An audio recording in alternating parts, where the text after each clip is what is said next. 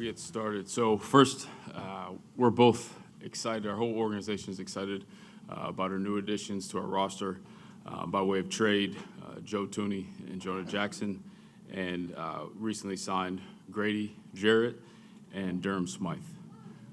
The beautiful thing about this is we both have connection points with these guys, which makes it really good. We know the type of men that they are that are coming into our building, and we're really confident they're going to enhance our entire team and our locker room. I'm proud of the preparation that went into this, our process, as well as our communication between Ben and I, our staffs, and then most importantly, our salary cap folks who took, they had some heavy lifting in this one too. So, part of our process that a lot of people don't know, we spend probably bi-weekly, we'll get together to talk about our finances and where we can spend and kind of how much flexibility we have. And that was really started by Kevin. And with that openness, it allows us to jump on these opportunities to enhance our football team, and I don't take that lightly at all. So that communication and that collaboration has been huge. I'll open it up to questions. Jason. Ryan, how much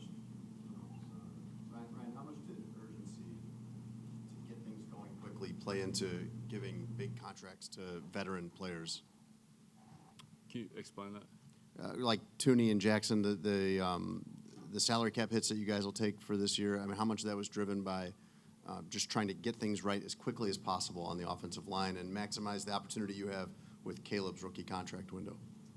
Yeah, I think really the focus was how can we enhance our football team? Like I mentioned with the salary cap and the finance part of it, we have the flexibility to do that. And a lot of that has to do with how well Matt Feinstein has kind of structured everything to allow us to do really jump on opportunities where, we had trade options where, again, they're two guys that we're really familiar with that we know can help us not only from a leadership perspective, but also on the field. So when that popped open, we were able to jump on it. And obviously that wasn't part of, the plan back when we were getting ready for free agency. So I've always learned just over the last few years, you got to be on your toes for those things that pop up. So when you match kind of the flexibility and doing good stuff with our salary cap, with opportunities, we were able to jump on it. Hey, Ben. Patrick Finley from the Chicago Sun-Times. Is there a personality trait or a common theme to the offensive linemen that you guys wanted and wound up landing? Yeah, we want some tough, some gritty, some dirty individuals, and we feel pretty good about the two guys we got. Smart is a word that comes to mind, particularly with the interior players. We need guys that we love to have some versatility to our scheme, some multiplicity, if you will. And so we got a couple guys in the building now that we feel strongly can handle a variety of different concepts and schemes that we might want to employ each and every week. Beyond that, I mean, their play speaks for themselves just in terms of what the tape says.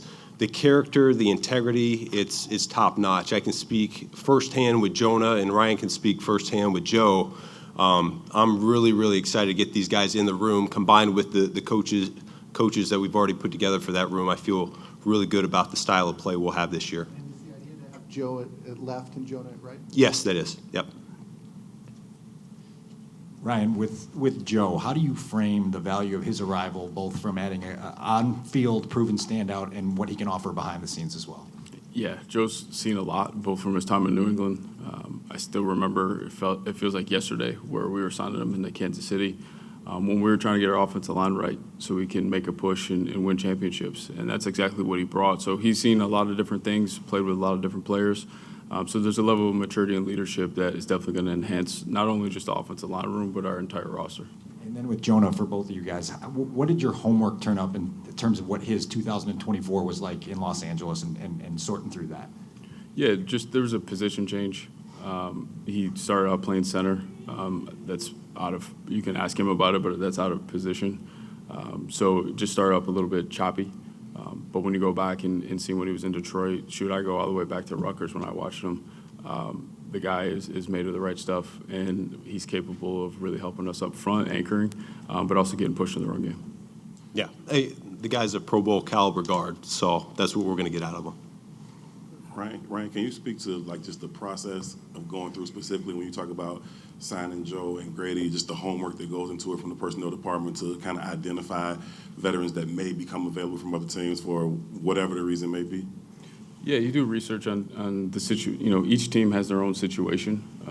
Some teams got to make, moves to change it up on their roster and to kind of clear space. And you're aware of those. You're not sure how they're going to play out. There's a lot of different ways to manipulate and change things up to fit. But in this case, it was unexpected. So obviously when I heard their names, we went to work immediately. And again, I know Joe just from our time in Kansas City, but with Grady, I just being teammates with Matt Ryan, they've shared the locker room, and the words that, how he described that man is special, and it won't take you long to understand that he's different. Ryan, a couple weeks ago at the Combine, Ben was really confident about being able to flip the interior of the offensive line in one off season. Mm-hmm. Can you walk us through the process of going the trade route, of evaluating what the guard market looked like and deciding that was going to ultimately be the path that you guys took to, fit to upgrade the left and right guard spot? Yeah, you just have to stay open-minded because, what we don't talk about enough is just because free agency opens up and it looks a certain way, you don't know if there's a connection that player may want to go somewhere else. So it may not even come down to money. It may be the fit for the player. So there's no guarantees just because the board is lined up and you have money to make it happen.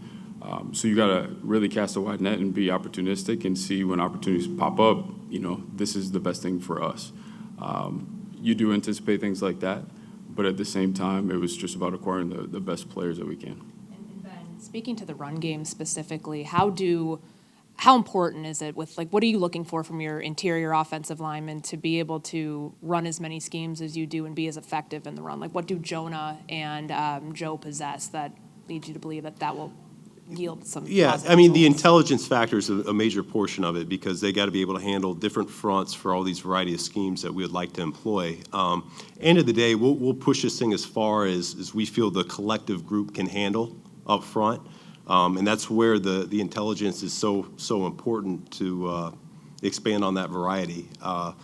If we get really good at particular type of blocks, that's what we're going to feature. So we're not going to try to do something that doesn't make sense. But we have two extremely well-rounded individuals here. Feel really good about Darnell, Braxton, the rest of the group that's in that room right now, and how that thing could look in terms of the combinations, getting movement at the line of scrimmage, playing on the defense's line side of the ball, and that's particular for the run game. Up front, though, in the passing game, we have to be better from a pass protection standpoint, and we really prioritize guys that are going to win one-on-one battles with a 3 technique, and we feel like both these guys are capable of that. Speaking of the 3 technique, what do you like about Grady? I'm sure you've played against him a number of times, and what can he add to the defense? And then a second question would be, how quickly can guys like Joe and Grady, who've been around the block a long time, impact the culture here? They've talked about the culture here for a long time. The record hasn't been great. I think you need a good record to legitimately claim you've got a good culture. Can newcomers impact something like that pretty quickly? Yeah, the first thing I'd say about Grady is this is a guy for a number of years now that's played at a fantastically high level. Like, this guy is outstanding. You feel his presence. He's a guy you have to game plan for when you go against him. I know when I was in Detroit with Jonah, we talked like this is a guy that you come out of the game and you're sore because you played against him. He's relentless. He's passionate about what he does. Just talking to him today gave me goosebumps because this guy loves football and he's going to bring that element to the team. All 3 of these guys, they've been in the playoffs. They've won playoff games.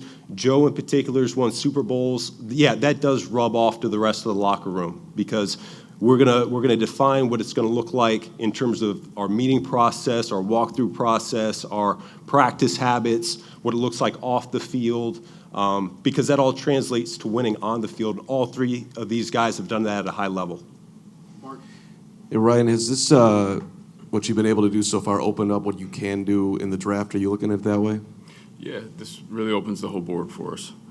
So we're going to be able to sit back and kind of look and say what's the best thing to do for the Chicago Bears, and who's the best player that can impact. So we got some tough decisions and a lot of film to watch between now and the draft.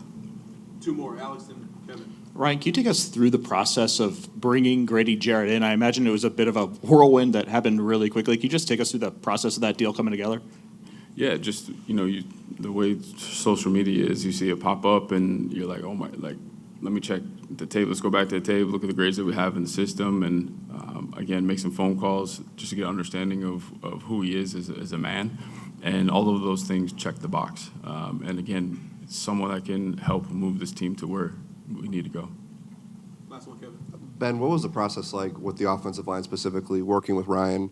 Obviously, position he knows well. What was that experience like, kind of merging what you look for, what he looks for out of linemen to land these two guys? Yeah, it's a combination of my experience. Certainly, he's got a heavy background. So does Ian Cunningham. Dan Rochar, bringing him into the fold. Kyle DeVan. It's been an entire groupthink process. Everyone's had a voice and a say in what we want this thing to look like and how it could unfold. So I think the collaboration's been fantastic so far. Yeah.